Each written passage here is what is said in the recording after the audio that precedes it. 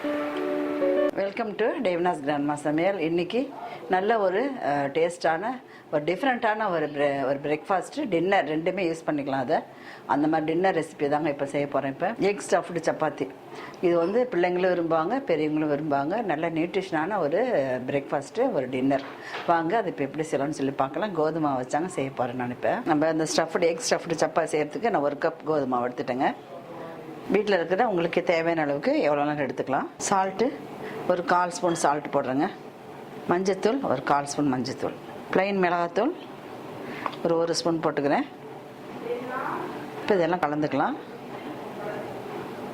Oil ஒரு table spoon oil ஊற்றிக்கிறேன். எண்ணெய் சப்பாத்தி பிணைஞ்சிக்கலாம். இப்போ கொஞ்சமாக தண்ணி விட்டு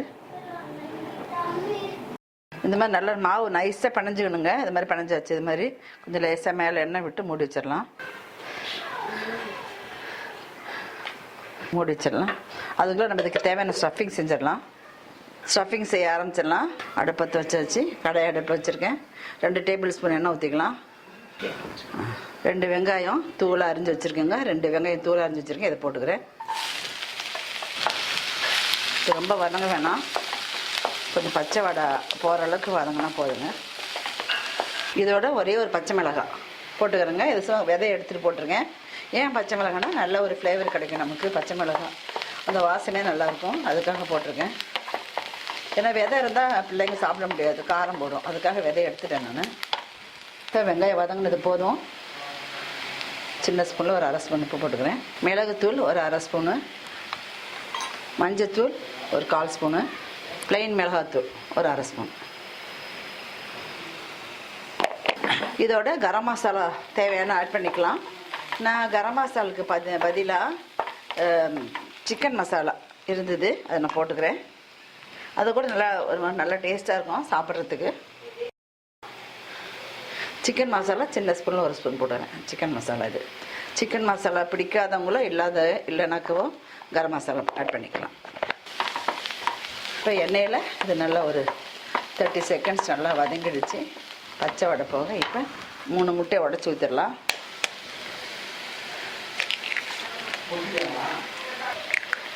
அடுப்பு நல்லா ஸ்லோவில் வச்சுட்டு இது கொஞ்சம் நல்லா ஃப்ரை பண்ணிக்கலாம். நம்ம இதை ஈரப்பதம் இல்லாத ஃப்ரை பண்ணி எடுத்துக்கலாம்.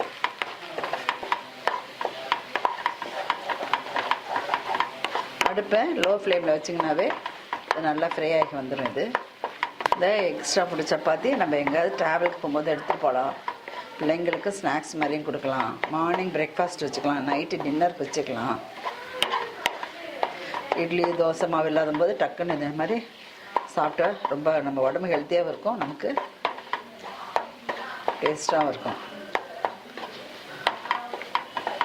எல்லாம் பாருங்கள், எக்கு நல்லா ஸ்க்ராம்பிள் பண்ணி நல்லா இருக்குது பாருங்கள். இது இப்போ வந்து கொத்தமல்லி தழை கொஞ்சம் போட்டுக்கலாம்.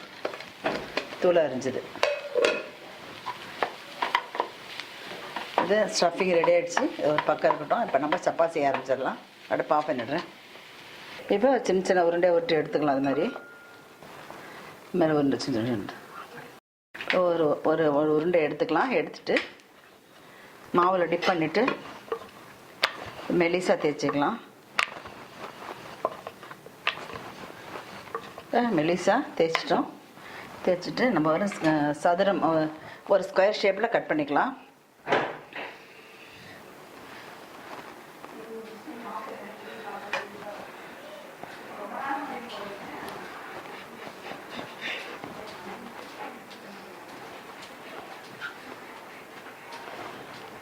இந்த ஓரம் எடுத்துடலாம்.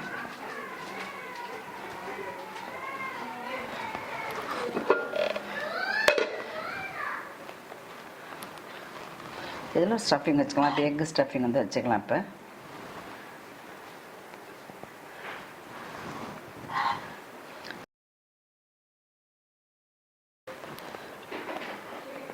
இதை அப்படியே மடிச்சுட்டு தந்துடலாம். அவ்வளோதான். 4 பக்கமாக பேஸ்ட் மாதிரி ஒட்டிக்கலாம் அப்படி கையிலே.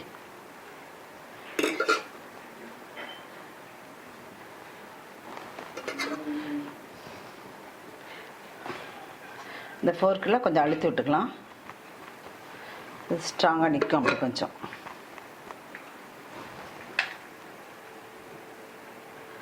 இப்போ அடுப்பத்தை வச்சு செய்தலாம் ஒன்று. இதேமாரி எல்லாம் செய்தணும் நம்ம.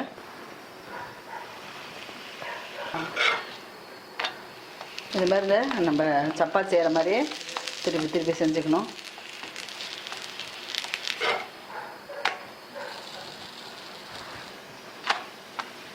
நம்ம 2 பக்கமும் நல்லா வேக வச்சு எடுத்துக்கலாம்.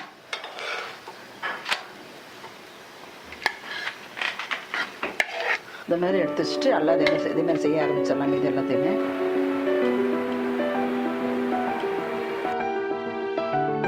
அருமையான ஸ்டஃப்டு சப்பாத்தி ரெடி ஆகிடுச்சு. நல்லா டேஸ்ட்டாக இருக்குங்க. இதுக்கு வந்து சைட் டிஷ் கூட தேவையில்லை நமக்கு எதுவும். இது மட்டுமே போதும். நம்ம வச்சு பிள்ளைங்களுக்கு ஸ்நாக்ஸும் கொடுக்கலாம், பிரேக்ஃபாஸ்ட் அனுப்பிடுறோம், டின்னர் ரொம்ப நல்லா இருக்குது. நம்ம ஹெல்த்தியாகவும் இருக்கும் இது. இந்த வீடியோ உங்களுக்கு பிடிச்சிருந்தனாக்கா மற்றவங்களுக்கும் ஷேர் பண்ணுங்கள், லைக் பண்ணுங்கள். நிச்சயமாக நீங்கள் ஒரு வீட்டில் ட்ரை பண்ணி பாருங்கள், ரொம்ப நல்லாயிருக்கும். தேங்க்யூ ஃபார் வாட்சிங். மறக்காமல் டேவினாஸ் கிராண்ட்மா சமையல் சேனல் சப்ஸ்கிரைப் பண்ணிடுங்க.